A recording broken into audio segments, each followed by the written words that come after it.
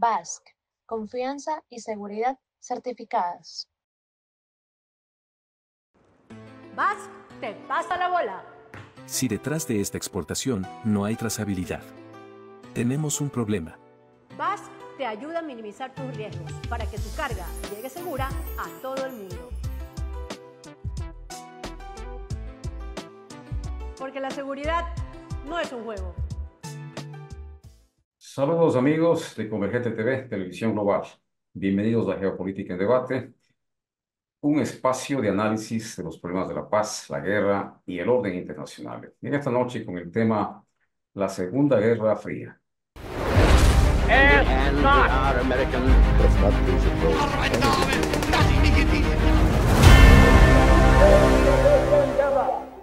Desde el 2014, el mundo presencia una nueva confrontación entre potencias, Estados Unidos, Rusia y China, que evoca la vieja tensión bipolar, aunque en un escenario distinto. Una Segunda Guerra Fría ya no de tinte ideológico, sino más bien tecnológico, económico y de civilización. Tras la caída de la Unión Soviética, el orden liberal, bajo hegemonía norteamericana, parecía indiscutible. No obstante, la expansión de la OTAN hacia el este, la crisis financiera del año 2008 y el ascenso económico de China erosionaron esa supremacía. Lo que Henry Kissinger llamó el momento unipolar devino pues en una transición de multipolaridad inestable, donde la primacía de Washington es contestada tanto por el poder militar ruso como por el poder económico y tecnológico de China. La Segunda Guerra Fría comporta influencia geopolítica y control de los recursos estratégicos. China no busca exportar un modelo ideológico o político, sino más bien garantizar su soberanía y su acceso a materias primas. Estados Unidos, en contraste, intenta preservar la arquitectura liberal internacional que sustenta su poder financiero y militar. En esta pugna, el orden global deviene en un tablero de alianzas cruzadas y rivalidades de tinte asimétrico. La actual interdependencia económica impide una división absoluta del mundo. Washington y Beijing son rivales estratégicos, pero también son socios comerciales. Esta contradicción genera una dinámica de competencia contenida, donde la guerra directa se reemplaza por sanciones, guerras tecnológicas, ciberataques y desinformación total. Lo que antes fueron misiles y muros, hoy son microprocesadores, chips, algoritmos y narrativas.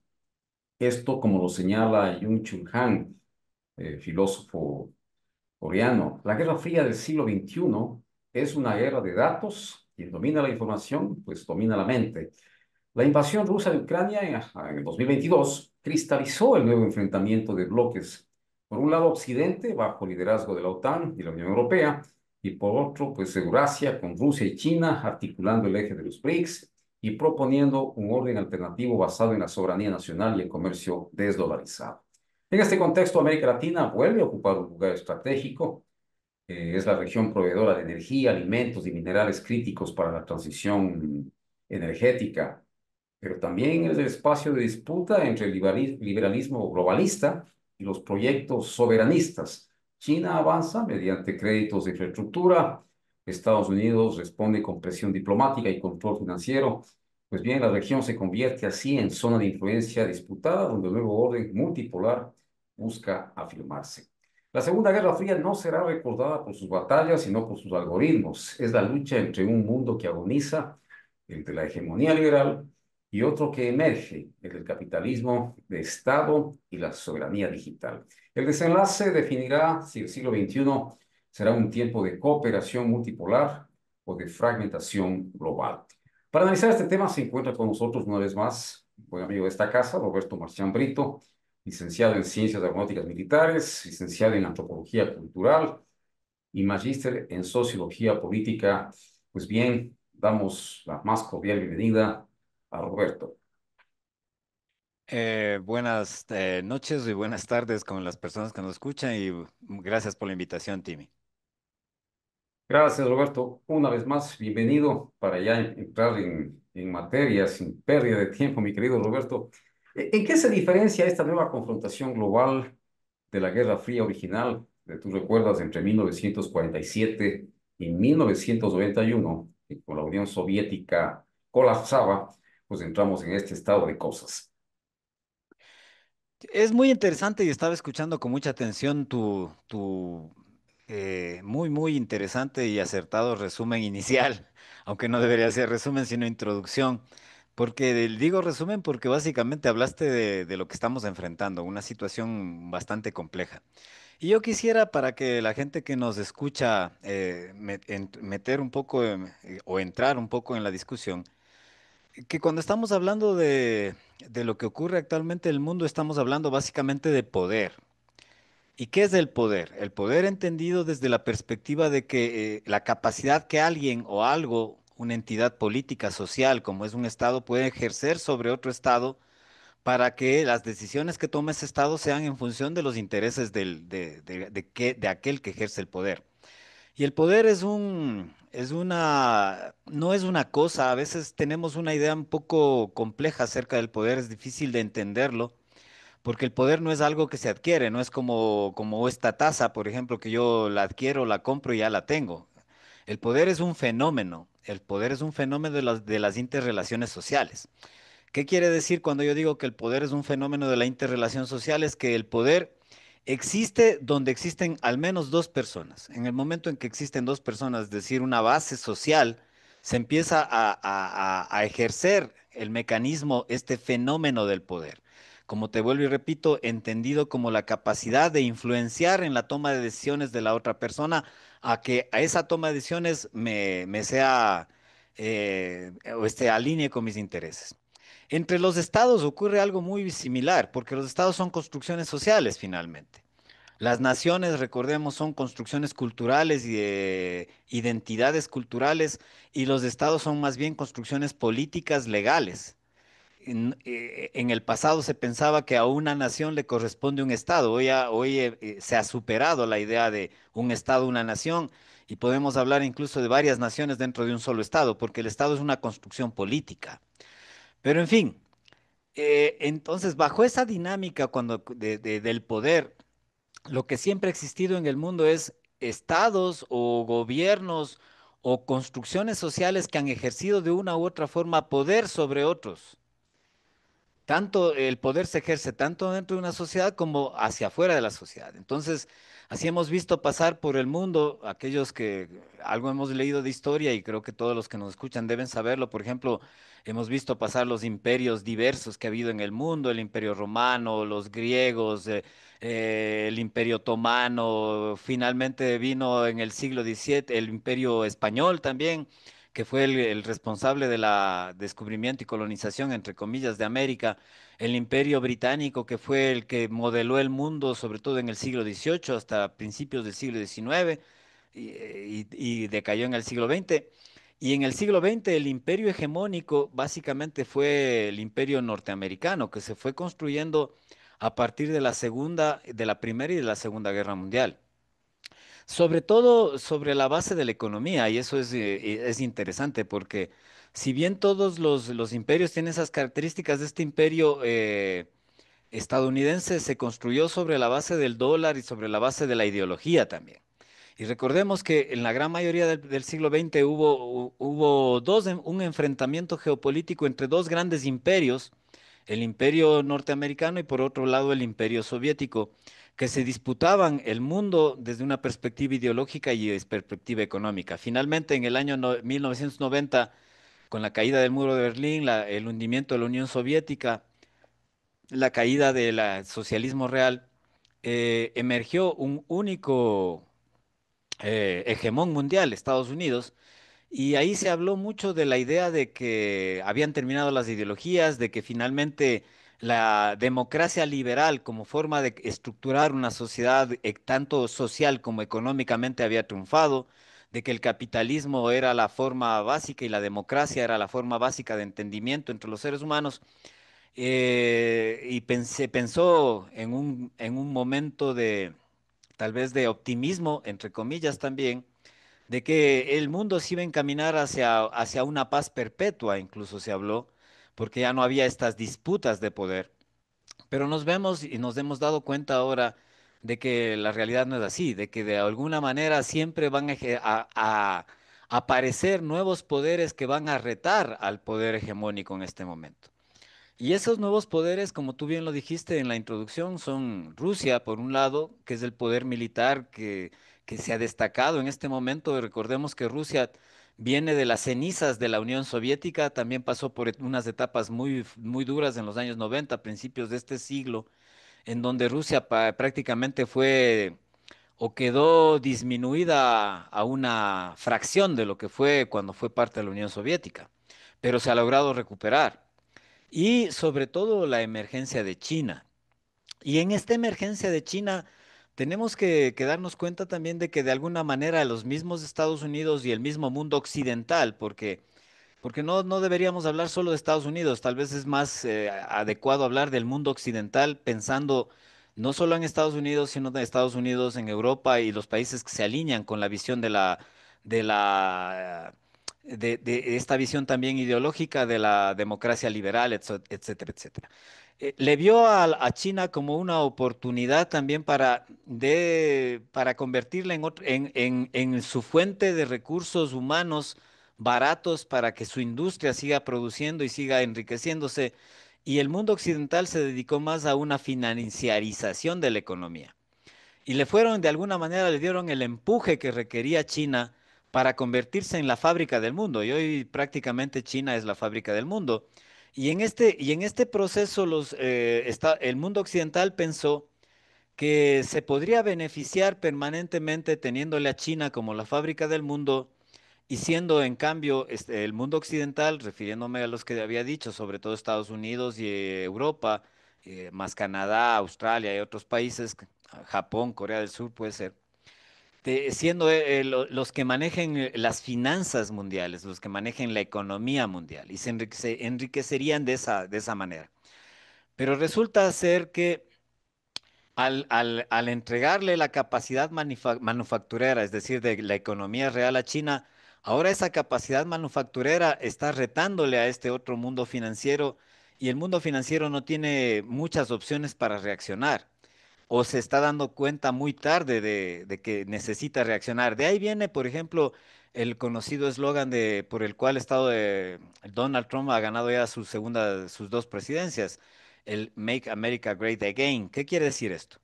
Hacer de América grande nuevamente no es solamente un eslogan de campaña, no es solamente una forma de atraer a la gente, es una forma de decirle al mundo, debemos centrarnos en nosotros mismos para volverle a construir de alguna manera a Estados Unidos, volverle a hacerle poderoso a Estados Unidos y ese poderoso quiere decir también atraer la economía manufacturera hasta Estados Unidos y es lo que he estado pretendiendo hacer.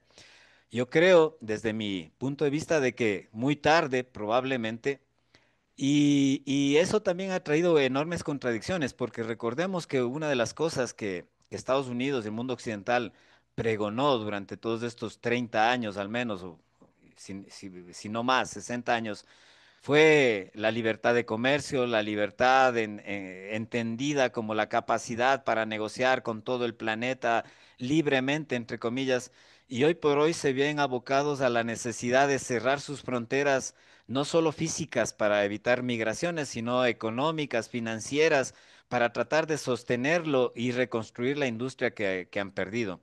Entonces, hoy por hoy nos enfrentamos a un mundo que está cambiando y cambiando probablemente más rápidamente de lo que había cambiado en el pasado. De este mundo unipolar que se construyó a la caída del muro de Berlín a un mundo nuevamente multipolar, bipolar o multipolar. Y eso es algo que todavía no sabemos en qué va a terminar. El tema de que tú me invitaste, Timmy, era de esta Segunda Guerra Fría. Yo pensaría que hay tres posibilidades básicas que pueden darse en esta realidad que estamos viviendo. La primera posibilidad, que de pronto es la más candorosa, la más ingenua, si cabe el término, es pensar de que las grandes potencias de alguna manera se puedan poner de acuerdo y cada una trabajar internamente y interrelacionarse de una manera equilibrada y en cuanto a sus poderes, a sus zonas de influencia, a sus zonas de seguridad, etcétera, y que podamos construir un mundo en el cual se compita, pero se compita de una manera leal en el futuro.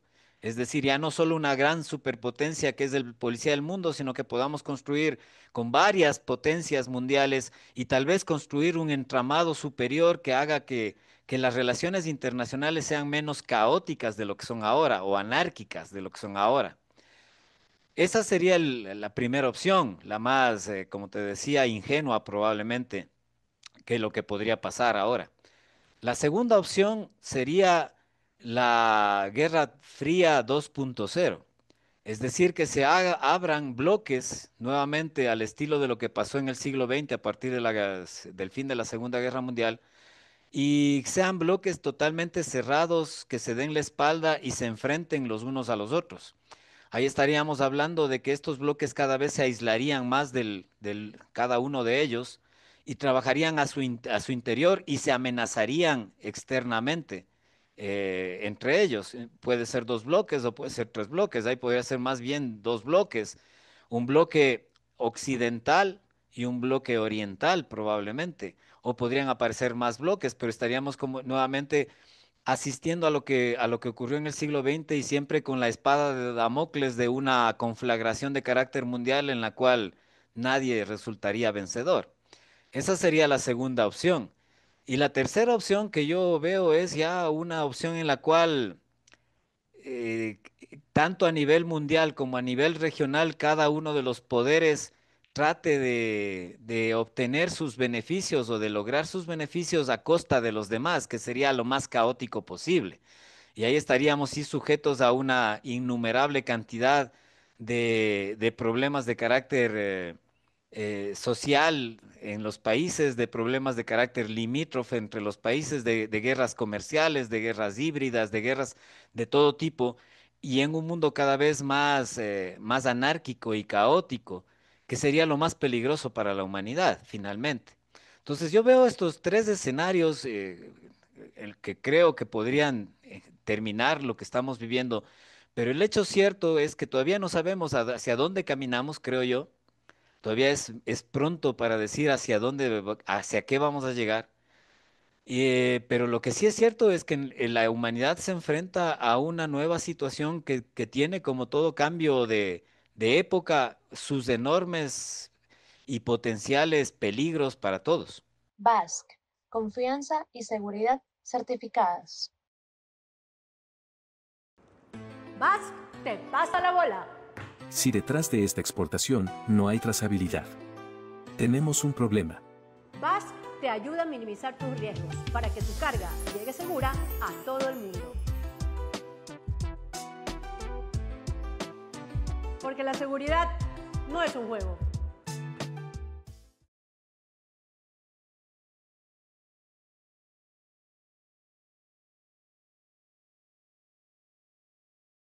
Absolutamente, Roberto, muy interesante tu introducción.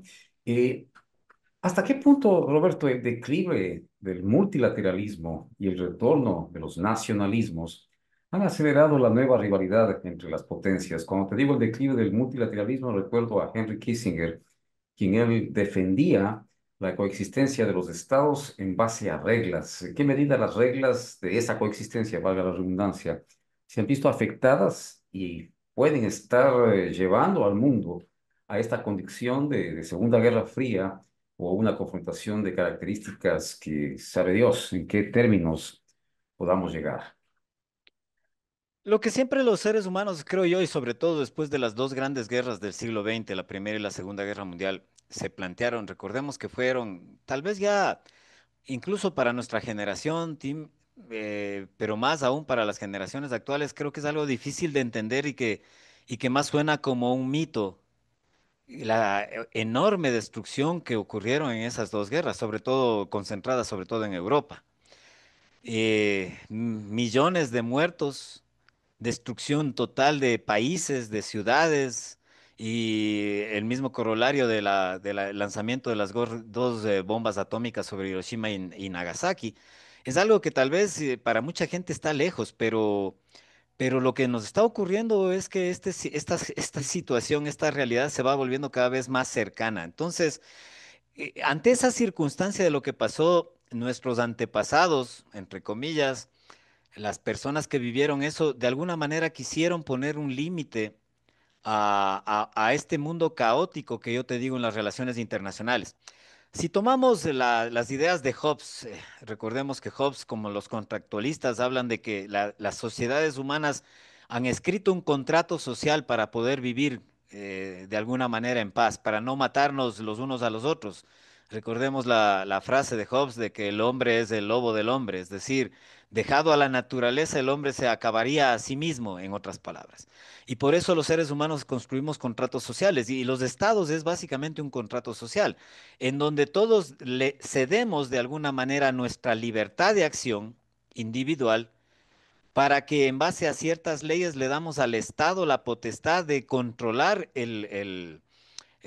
lo que hacemos los seres humanos para poder crear una sociedad que vive en paz. Y esa es la ley, esa es la constitución, esas son las leyes, etcétera, etcétera. Es decir, es un acuerdo que hemos hecho la sociedad para ceder algo de nuestra libertad a cambio de una vida en paz.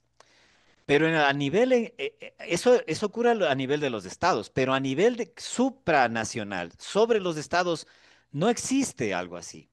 Y se quiso construir a partir de la Liga de las Naciones, después de la Primera Guerra Mundial, después las Naciones Unidas, y se quiso construir lo que se conoce hoy como el mundo basado en reglas. Un mundo basado en reglas, se construyeron organismos internacionales, las mismas Naciones Unidas, etcétera, etcétera. Pero ahora hemos llegado al punto en el que hemos visto que este entramado supranacional que quisimos construir los seres humanos, para quitarle un poco del caos que se genera a nivel supraestatal, está viéndose duramente cuestionado por los mismos grandes poderes que fueron los que de alguna manera coadyuvaron a esa construcción. Me refiero precisamente a Estados Unidos. Para empezar, Estados Unidos es probablemente el país que menos tratados internacionales de este tipo ha suscrito. Siempre ha tratado de mantenerse en libertad conjuntamente con Israel para hacer lo que consideren que deben hacer. Y eso ha hecho que el mundo se plantee en este nuevo rediseño de lo que está ocurriendo a nivel mundial. Mucha gente en el mundo se plantea y muchos estados se plantean de que a qué reglas nos referimos. Simplemente a las reglas que pone el más fuerte, que ha sido Estados Unidos, que las cumple cuando a él le convienen y las incumple cuando cuando no les convienen. Entonces, ante esta realidad hemos visto las enormes debilidades de un sistema internacional que probablemente ya no se sostiene como está, porque se ha vuelto inútil, absolutamente inútil. Y la muestra de la inutilidad del sistema internacional que se construyó es precisamente lo que ocurre tanto en Ucrania como lo que ocurre en Gaza. En Ucrania, una guerra que ya va para el cuarto año, una guerra bueno, que es parte ya de una guerra mundial entre grandes poderes probablemente, pero que el sistema internacional ha sido totalmente incapaz de terminarla o siquiera sostenerla, hacer que termine y probablemente va a terminar con la destrucción del Estado ucraniano y con la eliminación de una gran cantidad de generaciones de ucranianos, obviamente también de rusos, pero sobre todo de ucranianos. Por otro lado, en Israel estamos presenciando casi por vía directa en la televisión y en las redes de la destrucción de un pueblo, de un genocidio de un pueblo. Y el sistema internacional, más allá de que uno que otro levante algo de la voz, prácticamente mira hacia un lado y se hace el desentendido de esa realidad.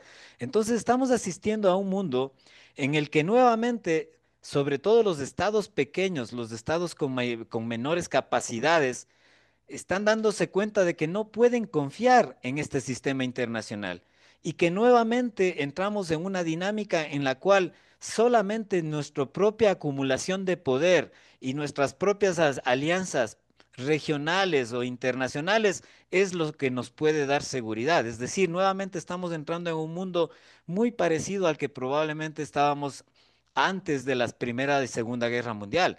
Y ahí viene el miedo que nos puede ocurrir, es que nos parecemos tanto a los años 20 o antes de la Primera Guerra Mundial que puede terminar esta situación en otras guerras de esas características el agravante de que las armas nucleares ahora es prácticamente lo que muy probablemente se tomen nuevamente en uso, se vuelvan en uso y eso nos puede llevar potencialmente a la destrucción de la humanidad en su conjunto. Definitivamente, Roberto, y a propósito de las armas nucleares y de esta nueva carrera nuclear que se ha dado con el anuncio del presidente Donald Trump de permitir de que las pruebas nucleares en Estados Unidos se reinicien después de casi 33 años de haberse paralizado por obvias razones. Te consulto, Rusia ha desarrollado torpedos intercontinentales, estos con propulsión nuclear, misiles hipersónicos y sistemas de misiles de crucero con reactores nucleares. ¿Qué implicaciones tienen estas armas para el equilibrio estratégico global en este escenario de nueva Guerra Fría, Roberto? Tienen unas enormes implicaciones, Tim. Recordemos primero, en principio, de que Estados Unidos lastimosamente fue el primero que se salió de casi todos los tratados que trataban de controlar la proliferación de misiles de alcance intermedio. El único, si no me equivoco, el único acuerdo que todavía está vigente es el START de controlar los misiles de alcance intermedio, pero ese caduca ya en febrero. Y prácticamente a partir de ahí las superpotencias tienen abierta el camino para desarrollar lo que quieran desarrollar y entramos ahí en este dilema de que desarrollamos un arma que supuestamente tiende a ser disuasiva, pero eso lo único que obliga es que el otro, el contendor, desarrolle otra arma más poderosa que tienda a ser disuasiva y así vamos en una cadena de eventos en los cuales cada vez nos amenazamos más con la extinción y que tarde o temprano puede terminar en eso, en una conflagración. Lo que ha hecho Rusia, lo que presentó Rusia hace poco, es muy preocupante y significa una, diría yo, una revolución, si cabe el término, dentro de lo que son las armas de alcance mundial. Recordemos que las armas, por ejemplo, los misiles balísticos, los misiles de crucero, básicamente sus capacidades se basaban en su energía y la energía estaba dada por su combustible. Es decir, un cohete, por ejemplo, orbital o un cohete estratégico lanzado desde Rusia, el alcance está dado por la cantidad de combustible que puede llegar en su interior, salir a a la estratosfera y nuevamente entrar, reingresar, etcétera, etcétera.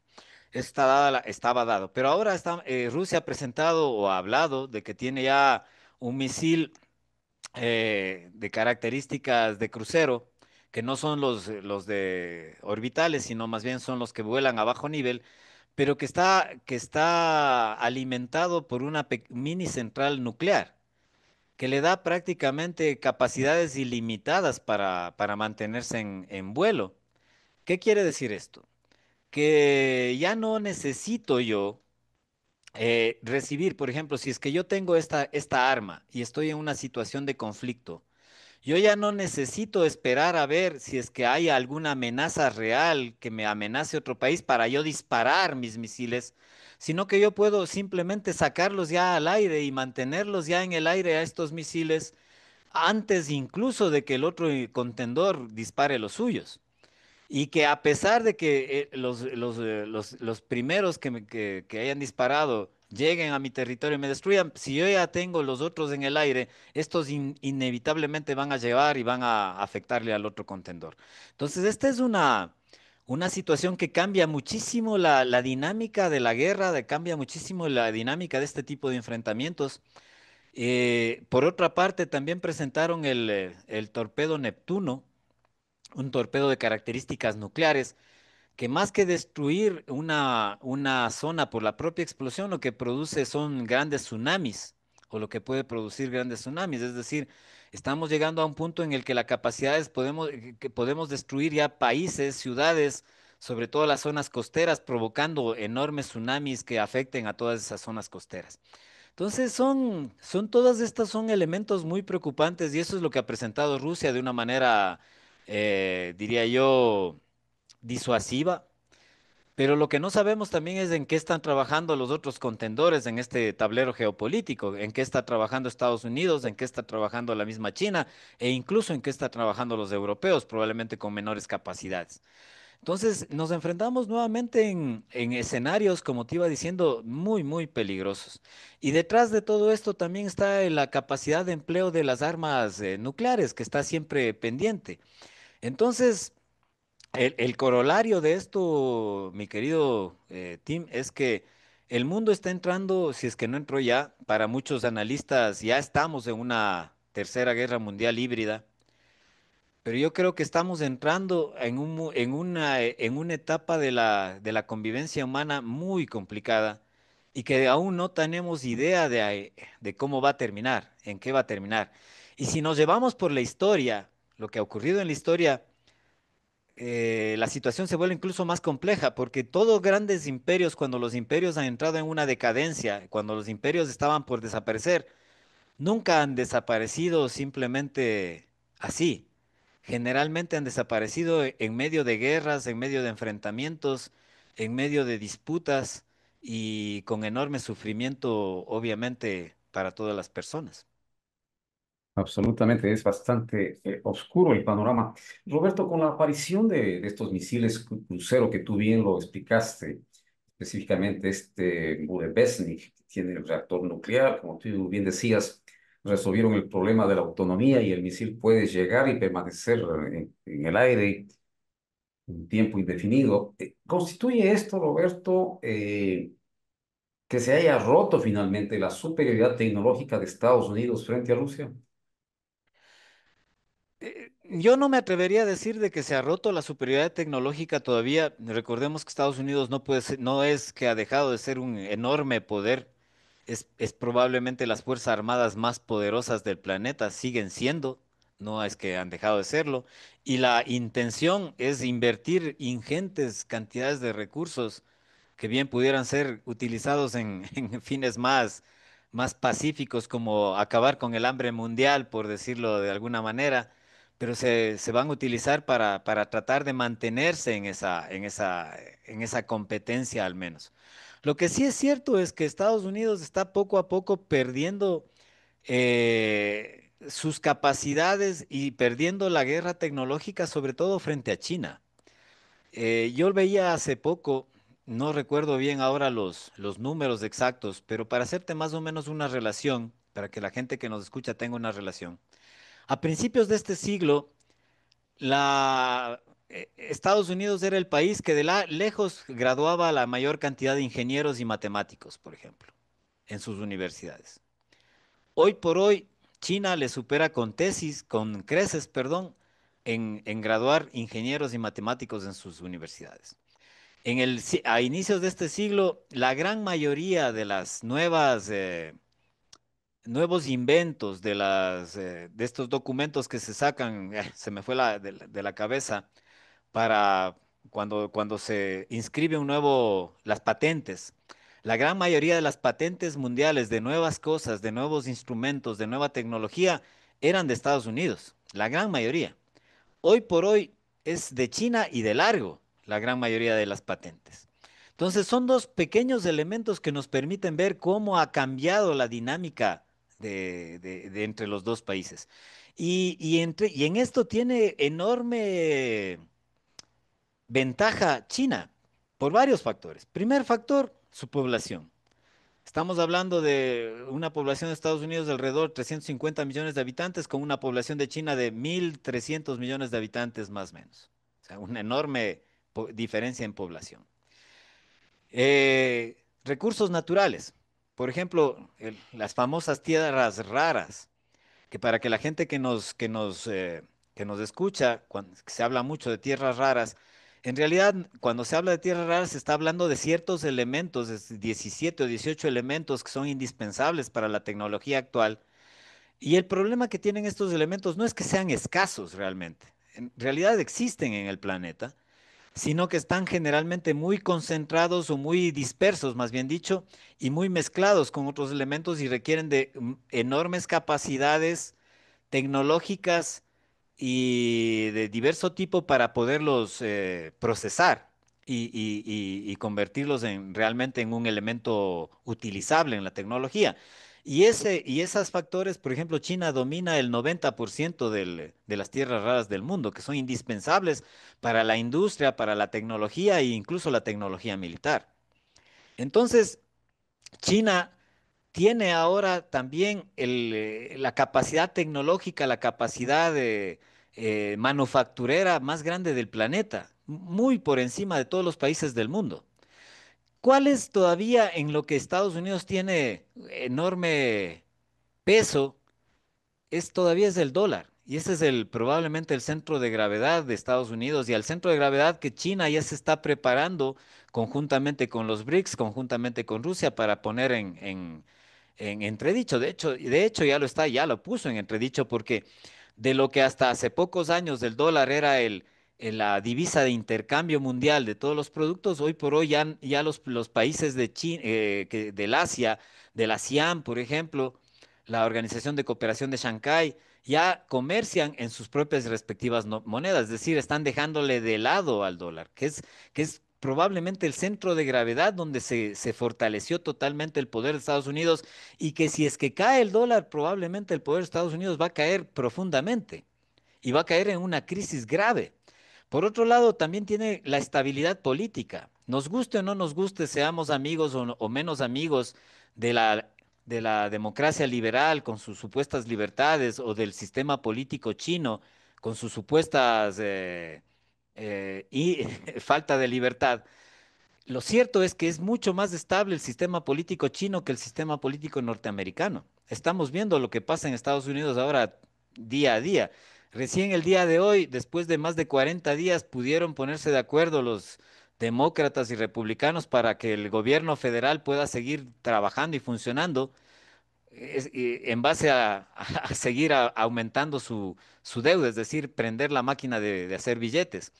Entonces, ahí vemos que China, si vemos desde esta perspectiva, desde mi punto de vista, China tiene enormes potencialidades y capacidades que yo creo que le van volviendo probablemente el retador más peligroso para Estados Unidos y muy probablemente aquel que finalmente le venza a Estados Unidos en esta competencia mundial.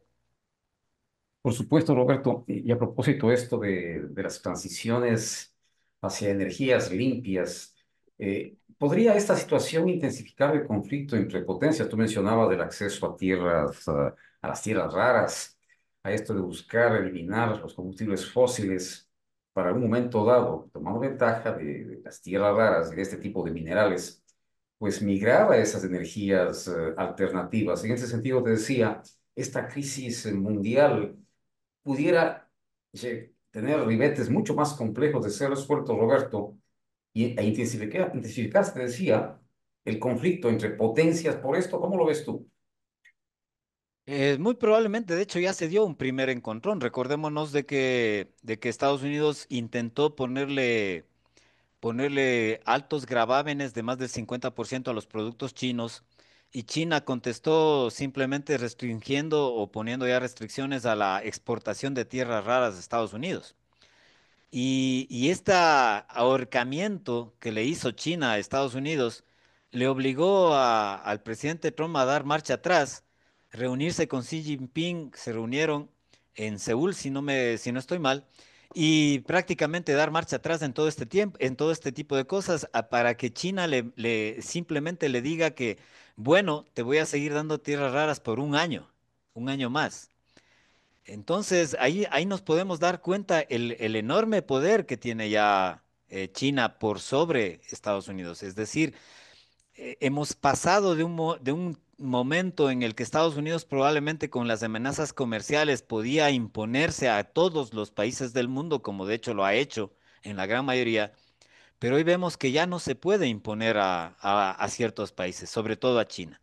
Otro de los temas es, por ejemplo, las sanciones a Rusia por la guerra, tanto de europeos como de norteamericanos, que prácticamente no han hecho más que afectar no a los intereses rusos, sino a los intereses europeos, sobre todo, que están viendo el declive probablemente de toda su organización estatal, de sus capacidades industriales, de sus capacidades tecnológicas.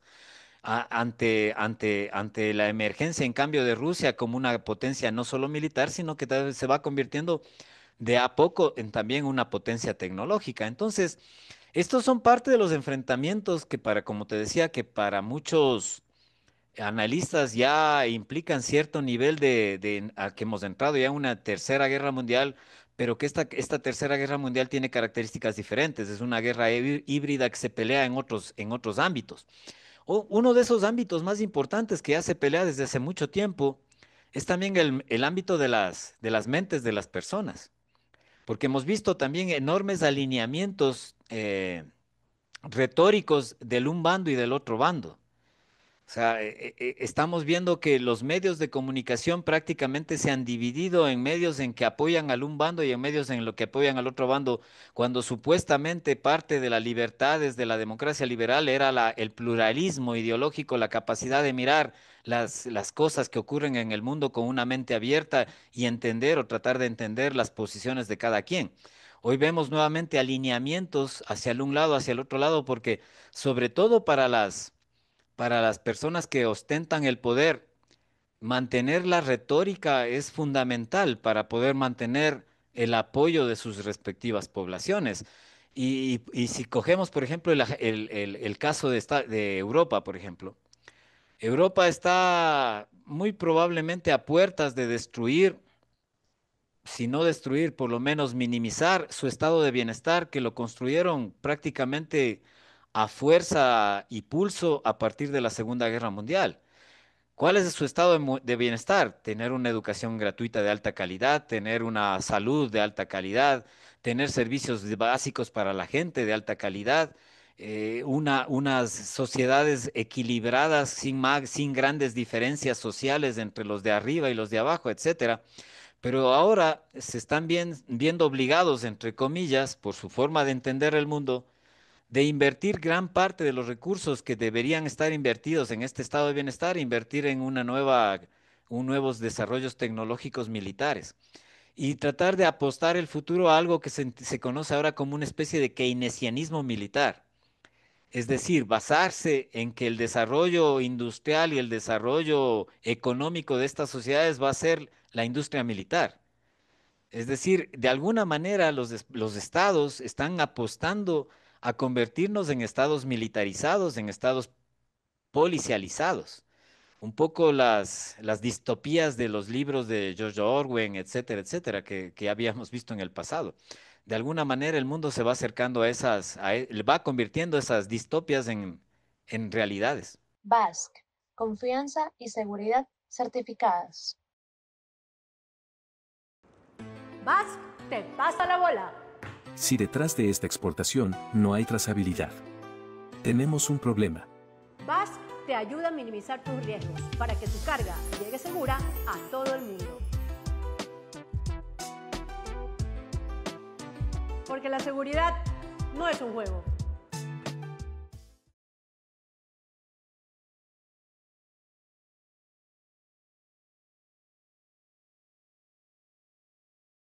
Definitivamente, Roberto, a propósito de las alianzas que tú mencionabas, ¿cuál es tu lectura de las alianzas, y hablando de América Latina específicamente, del eje Caracas-Moscú-Beijing? ¿Hasta qué punto esta alianza, Nicolás Maduro con Rusia, China e Irán inclusive, representa una forma de contrapeso al dominio norteamericano en América Latina? ¿Cuál es tu lectura? Mira, hace 2 meses, si no me equivoco, eh, s- se salió publicado en uno de los periódicos de Estados Unidos una filtración acerca de la nueva estrategia de seguridad nacional de Estados Unidos. Y la nueva estrategia de seguridad nacional de Estados Unidos, que todavía no ha sido totalmente publicada, pero que ya se filtró de alguna manera una parte de ella, nos está hablando del repliegue de Estados Unidos de sus intereses en Asia, en Europa, hacia sus intereses en el mundo occidental, hablan ellos. Entiéndase el mundo occidental en las Américas. ¿Por qué es esto? Porque Estados Unidos de alguna manera se está dando cuenta de que ya está sobreextendido en capacidades. Estados Unidos tiene más de 800 bases militares en todo el mundo, o sea, se construyó como el policía del mundo. Pero ahora, ante el enfrentamiento y la emergencia de un nuevo poder, si en algún momento quiere concentrar sus capacidades contra ese nuevo poder, tiene obligatoriamente que disminuir sus capacidades sus intereses en otras zonas del planeta. Por ejemplo, disminuirlas en Europa, que es lo más evidente por ahora. Está disminuyendo ya su presencia de carácter militar en Rumanía y en algunos otros estados de Europa. Es decir, va a reducirse hasta acá. Ahora bien, esa estrategia de seguridad nacional de alguna manera nos afecta a los latinoamericanos. ¿Por qué? Porque recordemos que para Estados Unidos, nosotros, más allá de las palabras del patio trasero, que es peyorativo, pero sí somos su retaguardia estratégica. Es decir, Estados Unidos es una potencia marítima, es una potencia insular, si cabe el término, pero su isla no es solamente su territorio, su isla es todas las Américas. Entonces, se necesita asegurar eh, la estabilidad, necesita asegurar los recursos naturales, necesita asegurar el apoyo de todas las Américas para su futuro enfrentamiento que ya lo vislumbran en algún momento contra China. Y lastimosamente, como te decía, eso para nosotros no es una buena noticia. ¿Por qué? Porque lastimosamente Estados Unidos no es que nos mira a nosotros como socios, sino nos mira a nosotros como estados subordinados, probablemente. Eso nos habla la historia, las más de 60 intervenciones militares y de diverso tipo que ha hecho Estados Unidos a través de la historia en las Américas. Es un hecho histórico lo que te estoy diciendo, más la famosa doctrina Monroe, más el corolario de Roosevelt, etcétera, etcétera, que nos hablan de la mentalidad de Estados Unidos hacia nosotros. Entonces, ante estas circunstancias, Estados Unidos está haciendo una gran demostración de poder frente a aquellos estados que le han sido antagónicos, pero a los cuales no ha prestado mucha atención en el pasado precisamente porque andaba más enfocado en otras partes del mundo. Entre esos, Venezuela, probablemente después será Cuba, después será Nicaragua, que son los estados más evidentemente antagonistas, aunque en el ámbito político, nunca en el ámbito económico, menos en el ámbito militar de Estados Unidos, pero sí han sido antagonistas en el ámbito ideológico y político.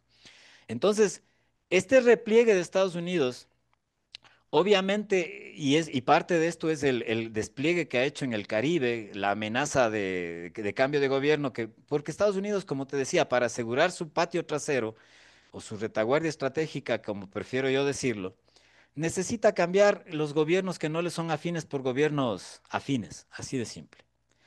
Necesita tener a gobiernos afines y aquellos que no son afines van a hacer todo subcatálogo de actividades que van desde generar disturbios, generar problemas económicos, generar cambios de gobierno, generar golpes de Estado, hasta finalmente la intervención militar que seguramente será el de último ratio. Pues lo que están haciendo ahora, por ejemplo, en Venezuela, yo dudo que termine en una intervención militar como la de Panamá, por ejemplo, o la de Granada. Yo más bien creo que van a tratar de hacer golpes de mano, van a tratar de generar un cambio de gobierno, tal vez haciendo operaciones de carácter quirúrgico enfocadas contra el liderazgo venezolano actual, contra el mismo Nicolás Maduro, contra las fuerzas militares, los generales de Padrino López, etcétera, etcétera, con el propósito de generar un caldo de cultivo, una realidad que cambie el poder desde adentro, porque Estados Unidos al menos de eso sí es consciente de que una intervención de carácter militar propiamente dicho se les será demasiado costosa a largo plazo y que sin ninguna garantía de éxito. Pero necesitan asegurar eso. O sea, nosotros de aquí en adelante, en este cambio de régimen de poder en el mundo, lo que más nos va a afectar a nosotros es este repliegue de Estados Unidos hacia las Américas. Y vamos a ver más intervenciones de diverso tipo de Estados Unidos en las Américas, en todos los países de América Latina. El país que a mí más me preocupa, porque es el país que potencialmente tiene las capacidades para poderse enfrentar, por lo menos a nivel regional, y ser un contrapoder a Estados Unidos, es Brasil. Por eso es que Donald Trump está empeñado en que su aliado, por ejemplo, Jair Bolsonaro, no sea declarado culpable de los juicios que tiene. Está empeñado en que haya un cambio de gobierno y van a hacer todo lo posible porque haya un cambio de gobierno en Brasil. En cambio, Brasil tiene otros intereses. Brasil tiene y sus propios intereses geopolíticos, porque recordemos que Brasil es el país más grande de Sudamérica, también con muchísimos recursos y con una gran población. Es decir, es un gran poder. Y tiene alianzas estratégicas muy importantes con Rusia y con China, sobre todo con China, y es parte de los BRICS. Entonces, obviamente, también dentro de este repliegue de Estados Unidos hacia las Américas, también hay intereses chinos e intereses rusos que se ven afectados. Entonces, aquí vamos a ver que en este repliegue de Estados Unidos hacia las Américas, dentro de las Américas también va a haber una disputa geopolítica donde estarán los intereses norteamericanos, estarán los intereses individuales de cada los países latinoamericanos, estarán nuestros intereses en común de los países latinoamericanos que no hemos logrado una unión después ya de cerca de 200 años de independencia, que hasta ahora no logramos unirnos, pero también estarán los intereses de las otras nuevas grandes potencias que son China y Rusia. Y lastimosamente eso no es no necesariamente son buenas noticias, porque probablemente esos enfrentamientos se pueden dar de diversas maneras, muchas de las cuales no serán nada agradables. Absolutamente. Roberto, ¿qué papel debería, a propósito de todo lo que acabo de decir de la presencia norteamericana en América del Sur, qué papel debe asumir los estados latinoamericanos en este escenario? Es decir, alinearse con uno de los bloques que ya está configurado o fortalecer una posición autónoma, multipolar. ¿Cuál crees que debería ser el camino que les queda a los estados de América del Sur y América Central? En estas circunstancias, los estados débiles, entre los que estamos prácticamente todos los estados latinoamericanos, tenemos dos opciones.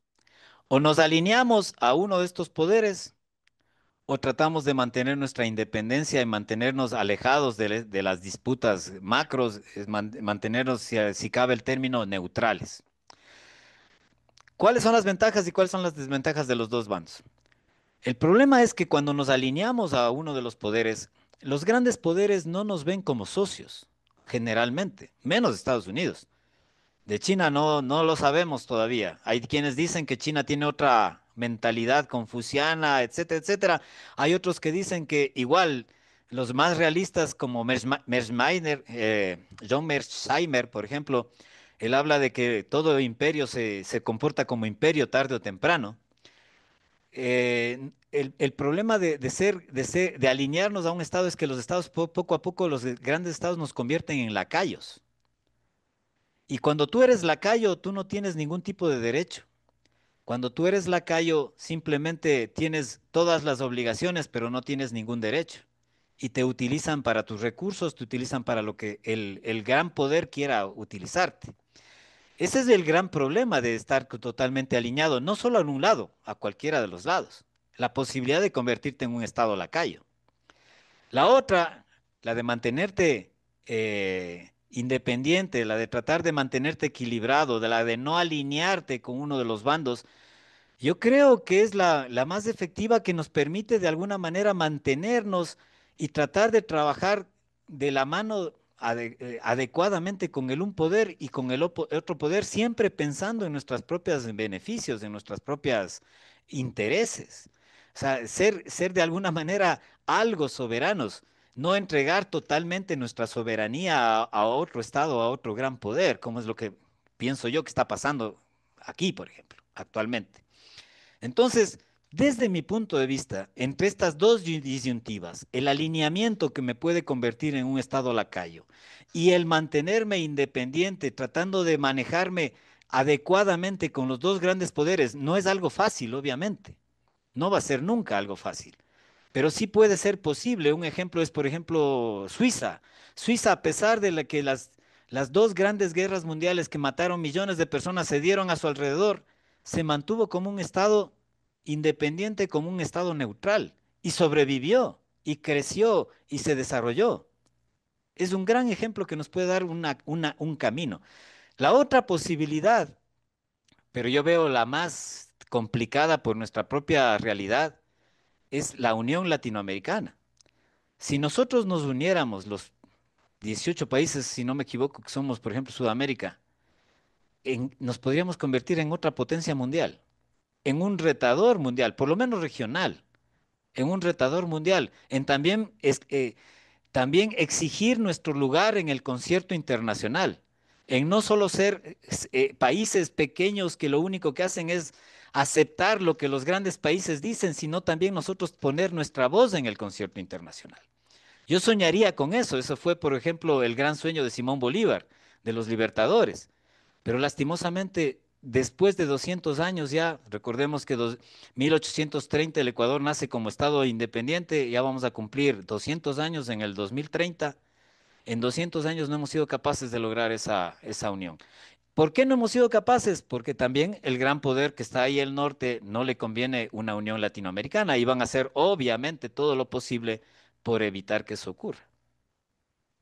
Así es, Roberto, y el tiempo nos está quedando un poco corto. Roberto, estamos ante y para ir concluyendo, ¿estamos ante una guerra fría permanente o una antesala de conflictos focalizados, abiertos en Europa, en Asia, en Oriente Medio e inclusive en el Mar Caribe? ¿Cuál es tu lectura para ir terminando, Roberto? Yo quisiera que si es que entramos en esta etapa, una nueva guerra fría 2.0, ojalá sea muy similar a la anterior, donde nunca hubo un enfrentamiento entre las dos grandes potencias directas, porque eso hubiese llevado a la finalización, al Armagedón nuclear del mundo, del planeta. Y lo que sí hubo fue enfrentamientos por proxies, enfrentamientos en Vietnam, enfrentamientos en Afganistán y en otros múltiples lugares del planeta. Que si bien no lo convirtieron al mundo en un mundo fácil de vivir, pero por lo menos hubo cierto nivel de estabilidad, entre comillas, y el mundo pudo seguir existiendo. Ojalá sea así, si es que entramos en esa dinámica. O sea, ojalá las grandes potencias o los grandes núcleos de poder no se enfrenten nunca directamente, porque eso acarreará finalmente y redundando el fin de la humanidad, probablemente.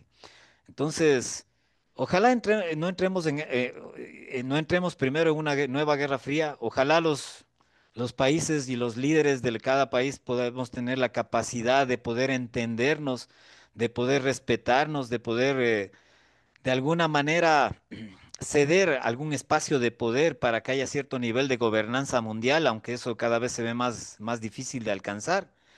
Pero ojalá lo que venga en el futuro no sea lo peor. Lo peor que puede venir, como te había dicho al principio, es de que entremos en una dinámica entre cada poder quiera sobreponerse a los otros poderes y entremos en una dinámica de guerras entre poderes mundiales, poderes regionales, poderes locales, y que finalmente terminará convirtiendo al mundo en un caos. Definitivamente, y como reflexión final, pues la Segunda Guerra Fría parecería que no enfrenta únicamente a las potencias, sino enfrenta también modelos de civilización, uno basado en el dominio tecnológico y otro en la resistencia soberana. En el fondo, no se disputa el territorio, sino el control del tiempo, la información y la conciencia humana. Su desenlace no dependerá de la fuerza de las armas, posiblemente, sino de la sabiduría con que la humanidad elija entre la autodestrucción o la cooperación global. Deseo agradecer a Roberto Marchán por su tiempo, por su erudición, también a quienes nos han seguido en este programa. Gracias por compartir este espacio de análisis de una problemática tan compleja como la geopolítica. Roberto, mil gracias por tu presencia y será hasta una próxima oportunidad. Gracias a ti, Tim, y hasta la próxima. Un abrazo.